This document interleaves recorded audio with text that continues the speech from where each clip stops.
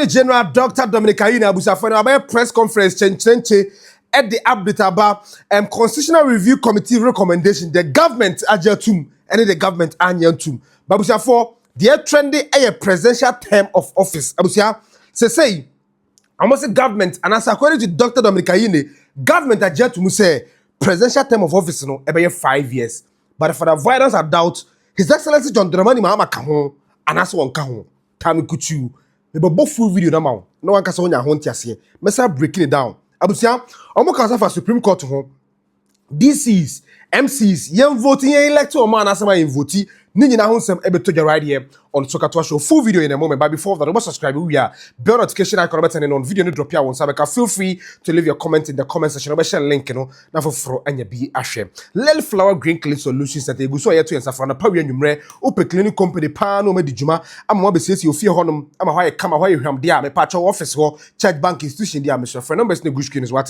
kakra bi dia bajoni abetwa djuma dia yopo e de amount ya chiri kwa we juso fra kra na oba komasi a juso traffic light try ya pe won say fast abrosa to so 1-2 ase ope won sa ebe kan sa enso ana vending natural backups aba etu menstrual pains and abdominal pains ase the bacha what me kan kwa de we yen intentamo ebe two pains na so kra FDA approve ana man na use no nyina so edi ho adanse abusia for enie Attorney General Dr. Dominic Ayine and now a press conference. The first breaking story free press conference nasi baye a government accepted Constitutional Review Committee's recommendation to extend tenure of office of future president and parliament to 5 years.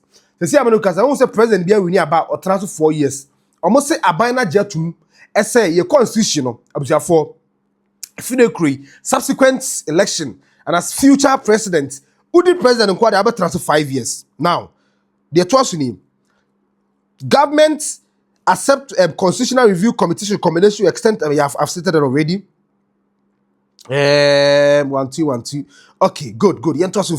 Now the trust will be name. Or say government also accept Constitutional Review Committee's recommendation to lower the minimum age for presidential candidates, but revises it from 30 to 35 years. Unse Constitutional Review Committee recommended say ankayen fan ko 30 years. If you would have my contest as a president, Anna presidency and a government ajatum say, no credit.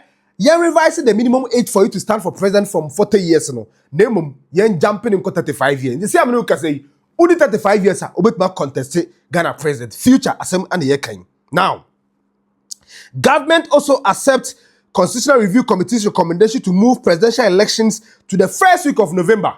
The election instead of December, in November.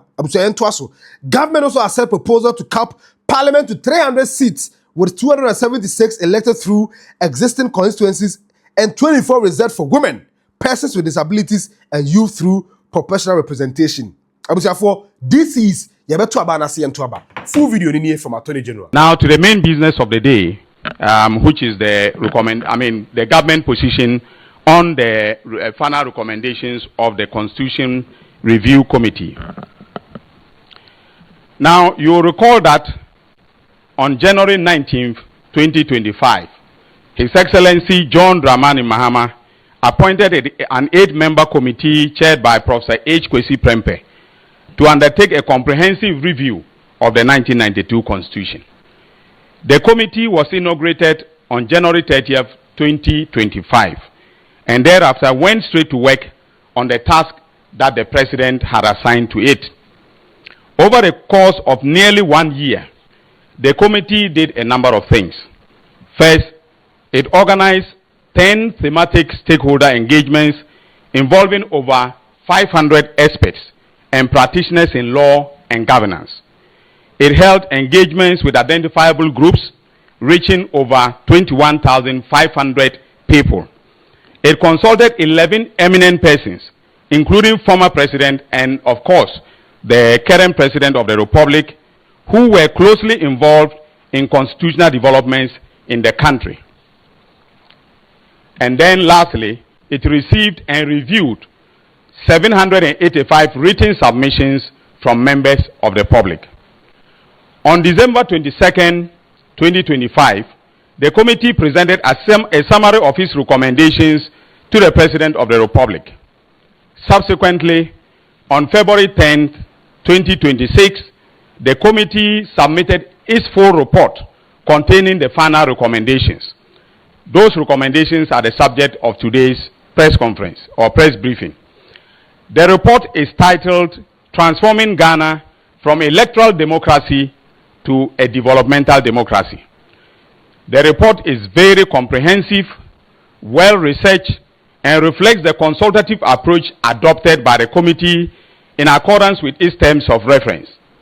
It contains 147 proposals for amendment of the Constitution and about 59 proposals which are entirely new provisions, bringing the total proposed amendments to 206.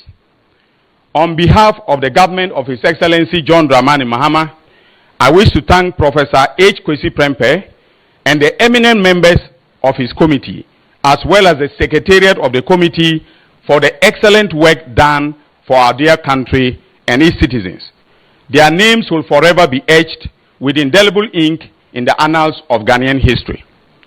Ladies and gentlemen of the media, and my fellow countrymen and women, I wish to make it clear from the outset that this is not a government white paper. The reason is that the work of the committee was not, technically speaking, the work of a commission of inquiry pursuant to Chapter 23 of the Constitution of the Republic.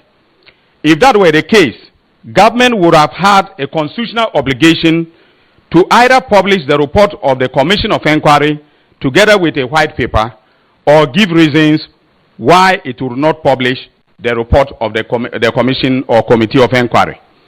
The position of government in respect of the recommendations of the committee is formulated in three ways. One, either we are accepting, that is, government is accepting, or two, it is accepting in principle subject to modification, or three, it is rejecting outright the recommendation of the committee. Where government accepts the recommendation of the committee in principle, that is subject to modification, we provide reasons why we seek to modify the recommendations. Reasons are also accorded where government does not accept the recommendations of the committee. In formulating the position on the final recommendations of the committee, government examined each recommendation against the relevant provisions of the 1992 Constitution of the Republic of Ghana to assess the nature, scope, and implications of the proposed amendment. Each recommendation was then subjected to rigorous constitutional and legal analysis, including whether it touched on entrenched or non-entrenched provisions of the Constitution, and whether its underlying objective could be achieved through other legislative or administrative means.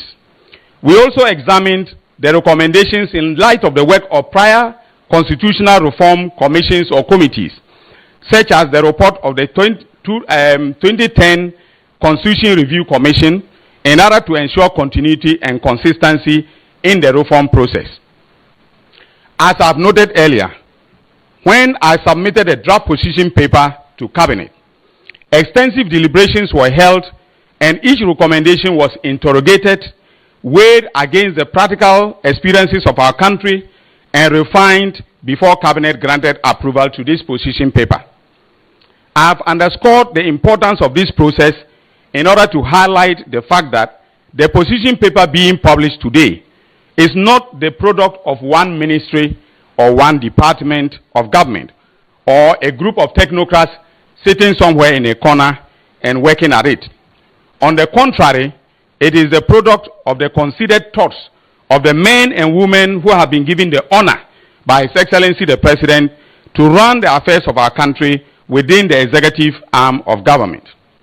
Before I turn to the highlights of the recommendations accepted or not accepted by government, indulge me a little to explain the principles that guided the formulation of the government position paper on the final report of the committee.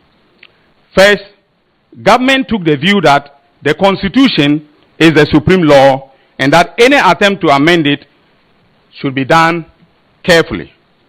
Therefore, recommendations that were considered insignificant in terms of their normative value were not accepted for constitutional amendment.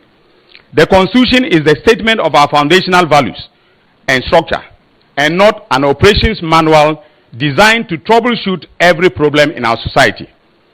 Secondly, and this flows from the first consideration of principle, only changes that definitely required constitutional amendment were considered. Where the objective of a proposed amendment is best achieved through ordinary legislative or administrative means, a point that I have made earlier, government chose the alternative route. This approach was also animated by the fact that an ordinary statute can be amended by Parliament as circumstances change. It is not so with the Constitution of the Republic. My fellow countrymen and women, permit me now to turn to the highlights of what the government thinks is doable and in the best interest of the nation. That is the accepted recommendations. The government has accepted a recommendation to extend the term of office of the President from 4 years to 5 years, with the term of Parliament extended to correspond with this. Our thinking is practical. Under the current 4-year cycle, the early months of every administration are consumed by transition matters, and the final year is largely consumed by elections. A 5-year term provides a more realistic time frame for the formulation, implementation, and assessment of government policy.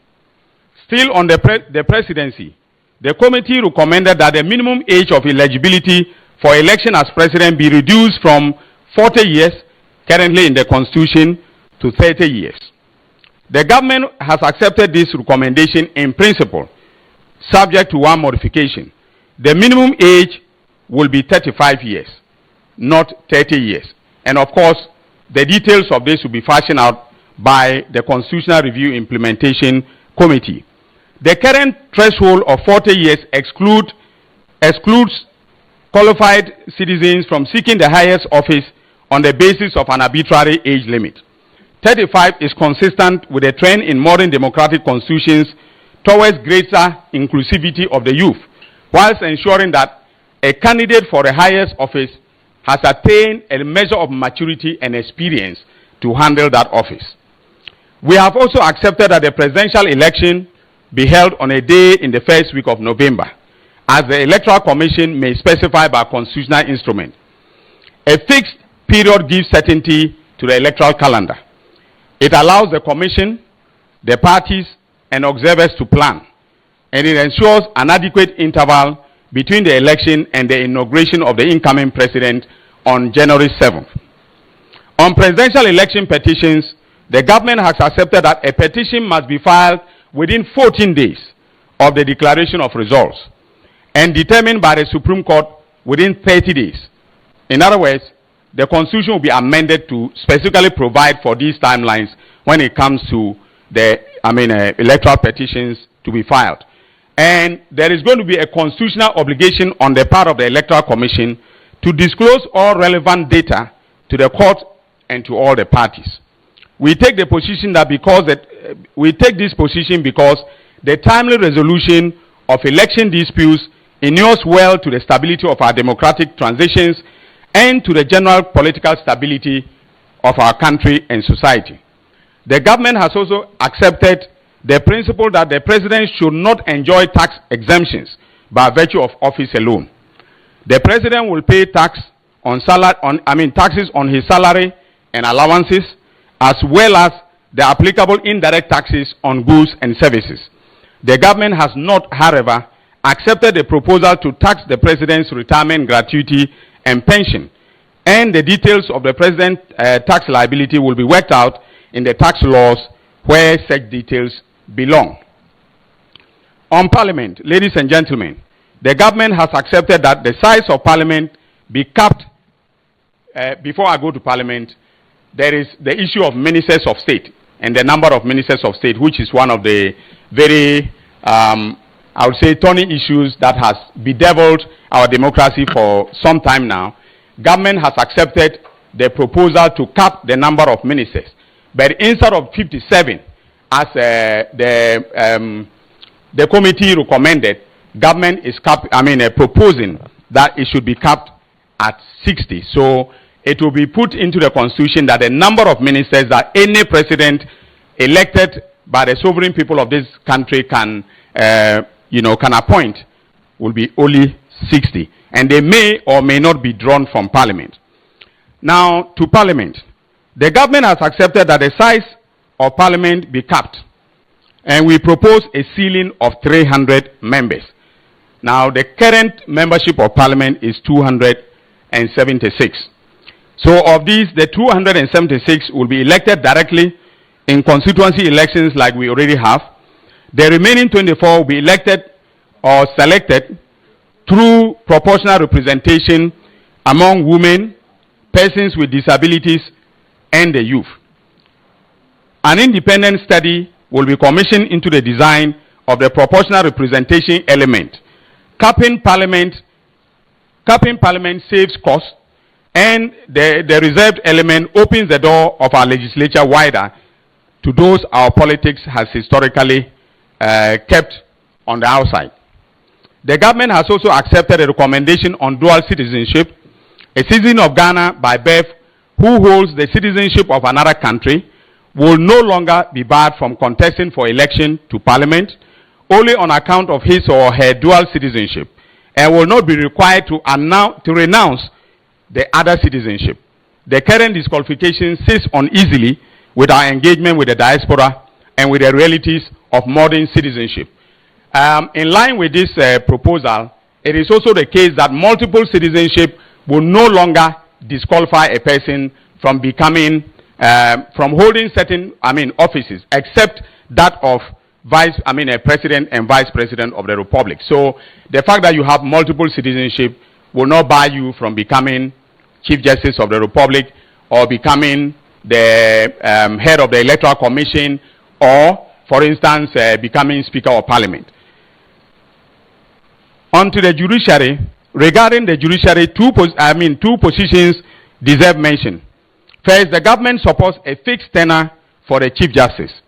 That is a single, non-renewable term of 10 years or until the age of retirement, whichever occurs first. And the age of retirement of justices of the Supreme Court now is 70 years. So if these amendments come into force and a person is appointed Chief Justice, that person will serve a 10-year non-renewable term. However, if the person's retirement comes first, the retirement will take place and the person will have to exit as a Chief Justice of the Republic. The second thing that I want us to note about the judiciary is that the government supports capping the Supreme Court's membership. Currently, the committee recommended a cap of 15 justices. The government proposes 19. That is the Chief Justice and 18 justices of the Supreme Court. Now, this cap promotes efficiency, manages public expenditure, while the bench of 19 remains sufficiently robust to discharge the court's constitutional mandate. On political parties, the committee recommended an amendment to Article 55 to require every registered political party to afford its members in good standing equal voting rights in the selection of its parliamentary and presidential candidates. The government has accepted this recommendation. Just yesterday, as you recall, the Supreme Court, in the case of Professor Frimpong Boateng and others versus MPP, NDC and others, held that all registered members of political parties should be allowed to take part in their internal elections to select the presidential candidate as well as the parliamentary candidates. And therefore, on this question, the committee, government, and the Supreme Court now speak with one voice. Political parties are the vehicles through which we choose those who govern us. In fact, they are public entities, and they cannot themselves be governed just by a few. Relatedly, the committee recommended an independent body to register and regulate political parties in place of the Electoral Commission's current role. The government accepts this in principle. However, we prefer that the designation Political Parties Regulatory Commission be the nomenclature of, instead of a registrar and regulator of political parties. So we'll have a political parties, a regulatory commission. The commission will be established through legislation, and matters such as the campaign financing and the proposed democracy fund will be addressed in that legislation, providing the flexibility, a rapidly evolving field demands. On local government, on the election of district chief executives, the government has gone further than the committee. The committee recommended a phased approach under which the right to elect a DCE would be tied to a district's fiscal capacity, so that some districts would vote and others would not. The government takes the position that all district chief executives should be elected.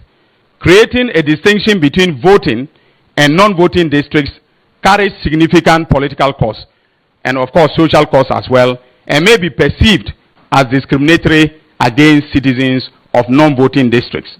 Under the government proposal, the president will nominate 5 persons, 2 of whom shall be women. Out of the 5, 3 shall be shortlisted, 1 of whom shall be a woman, after vetting by a committee drawn from the Ministry of Local Government, the Public Services Commission, and the Local Government Service. Those 3 will then be candidates for election as district chief executive or municipal or metropolitan chief executive. On the famous Article 71 office holders and matters of financial management. To deal with the question of emoluments of Article 71 office holders, the government has also accepted the establishment of an independent Public Emoluments Commission to determine salaries, allowances, facilities and privileges of public office holders listed in Article 71. Those include the President and other Article 71 office holders, such as members of Parliament, the heads of the Electoral Commission, NCC, the judiciary, etc. The current arrangement, under which a committee appointed by the President determines the emoluments of office holders, including the President himself, creates a structural conflict of interest and has been a persistent source of public dissatisfaction.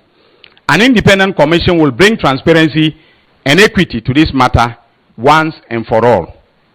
On the public financial management, the committee made far-reaching proposals.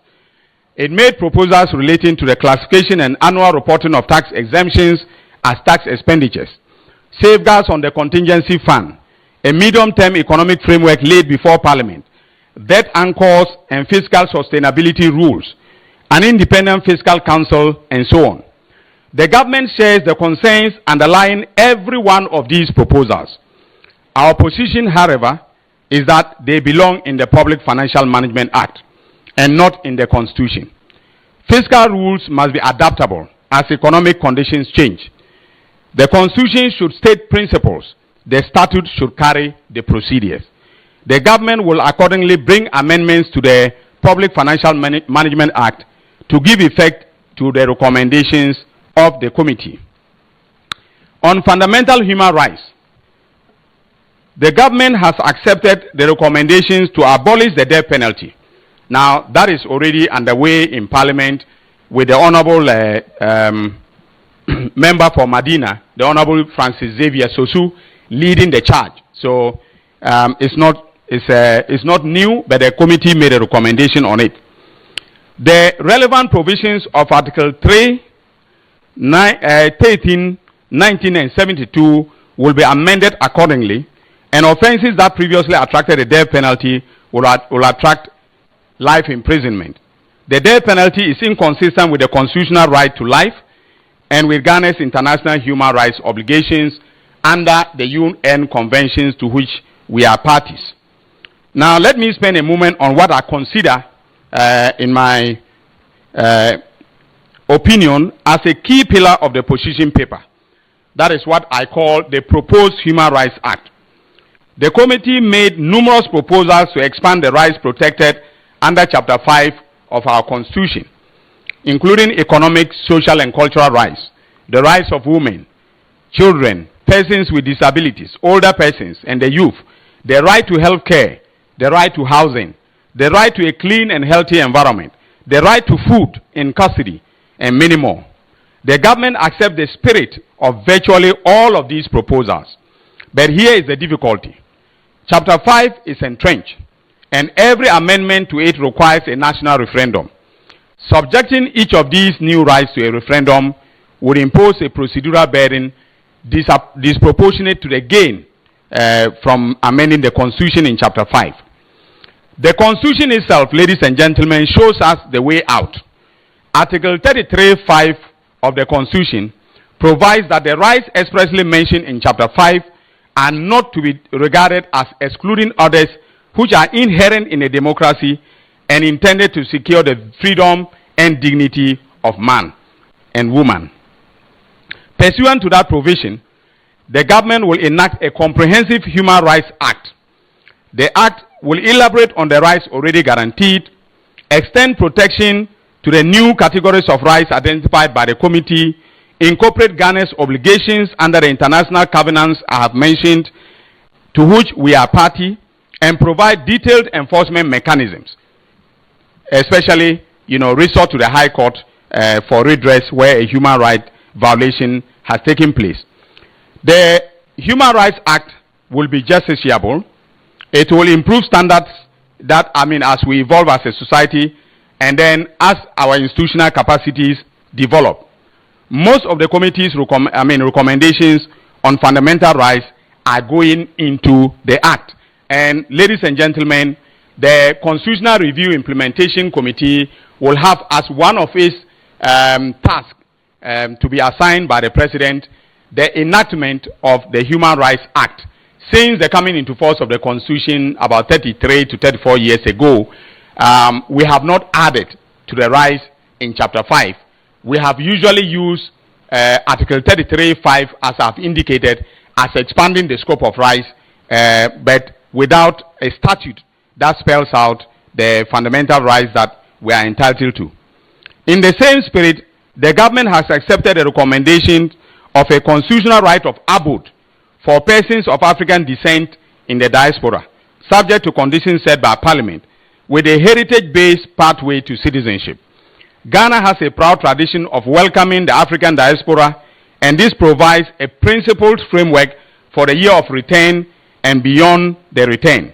Parliament will legislate the criteria and safeguards, and measures will be put in place to ensure that the right is not abused. Now, I need to underscore one thing. We have taken the decision that the Comprehensive Human Rights Act, when enacted, there will be a provision in the Constitution that will prevent the Act from being repealed willy-nilly by any government, except where the government secures 75% of members of the vote of members of Parliament to repeal it. On the issue of corruption and accountability, the committee recommended the establishment of an independent anti-corruption and ethics commission with the power to investigate and prosecute corruption, and to assume the functions of the office of the special prosecutor. The government accepts the proposal in principle, but the objective does not require a constitutional amendment. The government will, through the Conduct of Public Officers Bill, which is currently before Parliament, establish a public ethics commission with the power to investigate and, in some cases, prosecute acts of corruption and conflict of interest involving public office holders and their collaborators in the private sector. Its mandate would be similar to that of the Corrupt Practices Investigation Bureau of Singapore, but unlike that bureau, it will be independent of executive control. Ladies and gentlemen, this briefing would be incomplete without me telling you about the changes affecting my own ministry. It is not every day that a minister stands before the press to announce the splitting of his own ministry. The committee recommended removing the Attorney General's authority to prosecute corruption offenses and recommended requiring leave of the court before a prosecution will be discontinued. So, in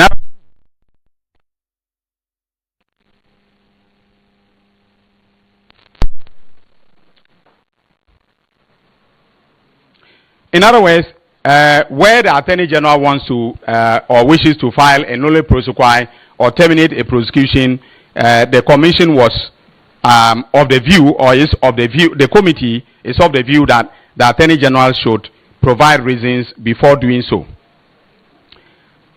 Now, the government proposes that Article 88 be amended to remove the requirement that the Attorney General be a Minister of State.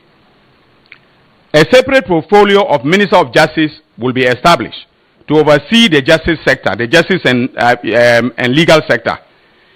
The Attorney General will remain the principal legal advisor of the Republic and the repository of the prosecutorial authority of state, but will cease to be a Minister of State and a member of Cabinet. And to guarantee the prosecutorial independence of the office, a new clause will be inserted in Article 88 to give the Attorney General the same terms and conditions of service as a Justice of the Supreme Court.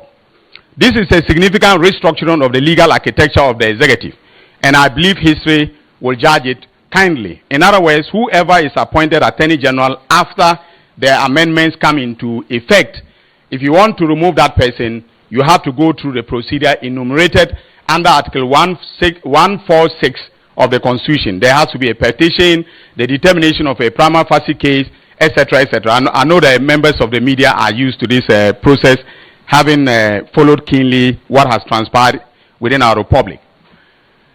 On constitutional amendment and the roadmap, government has accepted the introduction of a citizen initiative mechanism for constitutional amendment. Citizens will be able to propose amendments to the Constitution upon securing the support of registered voters, subject to minimum regional representation and gender balance requirement. The government proposes that the threshold be 10% of registered voters, rather than the 5% recommended by the committee, so that the mechanism is invoked only where a proposal commands substantial national support. The initiative will be triggered through the Council of State. The Constitution belongs to the people, and the people should be able to knock on its door directly when they show wish. Now, the roadmap is set out in this position paper for amendments of the Constitution, is set out in this position paper, and it is deliberate and time-bound. Following today's publication, the President will swear in the Constitution Review Implementation Committee. The CRIC, or CRIC, will prepare two Constitution amendment bills simultaneously. The first bill will cover the amendments to the non-entrenched provisions of the Constitution. It will follow the procedure in Article 291 of the Constitution. That is, publication in the Gazette, laying in Parliament, a referral to the Council of State for advice, and passage by two-thirds majority of all members of Parliament, followed by presidential assent. The second bill will cover the amendments to the entrenched provision. That bill must travel the road prescribed by Article 290 of the Constitution. It will be referred to the Council of State by Mr. Speaker for advice. It will be published in the Gazette for 6 months, laid in Parliament, and then submitted to the people of Ghana at a national referendum for approval. For a referendum to carry, at least 40% of eligible registered voters must turn out, and at least 75% of the voters must vote in favor of the Constitution Amendment Bill number 2 in respect of the entrenched provisions. The two draft bills should be ready by October 2026.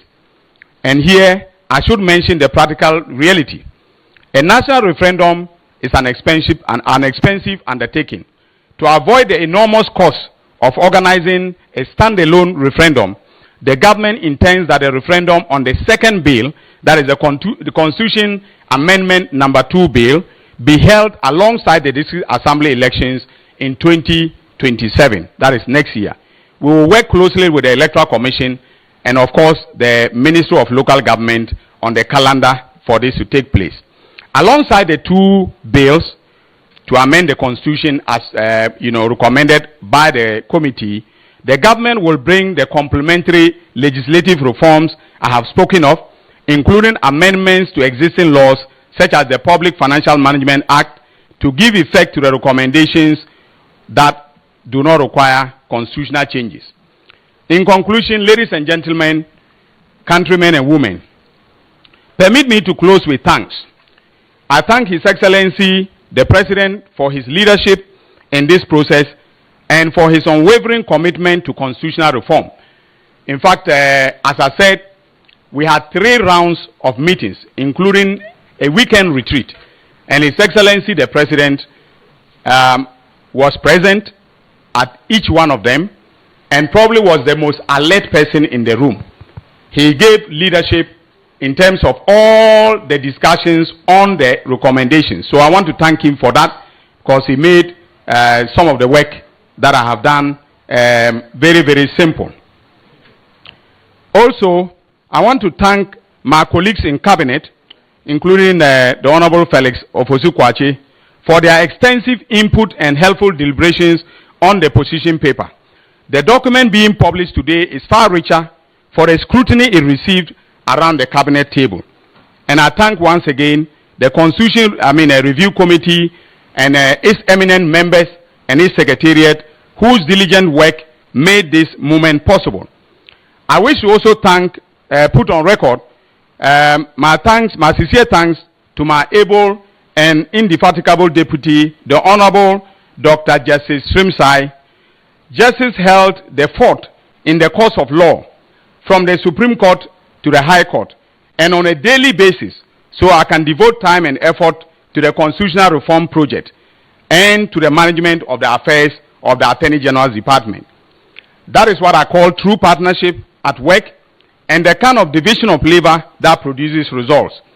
I cannot also end without thanking the junior lawyers in our secretariat, especially lawyer Saeed Momin, for their tireless assistance in this project, and especially in the preparation of this position paper. The position paper and the final report of the committee will be published immediately after this press conference. Now, that is the headache of the Minister for Government Communications. I encourage every Ghanaian to read them. Constitutional reform is not a single event, but a continuing process. And the Constitution must remain a living document that responds to the needs and aspirations of each generation of Ghanaians. The next phase of that process begins today. Now, let me say this, that I have tried as much as possible to give you highlights. The government position paper itself is 89 pages, highly comprehensive, and some of the accepted recommendations have not been highlighted. So, as the media reports, please read the document very carefully. Don't go and take the highlights and say that government has rejected everything else. What we have done is to carefully examine, as I've said, the ones that are foundational, that go to the root of our constitutional democracy. And we have accepted those. We have also accepted those that we think should, the recommendation that, should be accepted with modification. Some of the recommendations we are putting in Acts of Parliament, and so the committee's work will be reflected in both the Constitution as well as the legislation of this republic. The committee has done a wonderful job for the people of this country, and again, I want to record my thanks. So, ladies and gentlemen, that is it for constitutional review. And as I said, the process starts today. Thank you. Attorney General, Dr. Dominicaine, and a breaking press conference on the Tuja, and I'm not saying Caradi on Sokatwa show. Most for Steve Zando, the Anchi, I'm a son of the Jamu Beam. Remember, Chamadri, after you about the video, no what, then passing a bomb case in the infants here in the subsequent bulletins. Remember, number the Majintre attached to the home. You're a son of the Jamu Beam. Bye bye.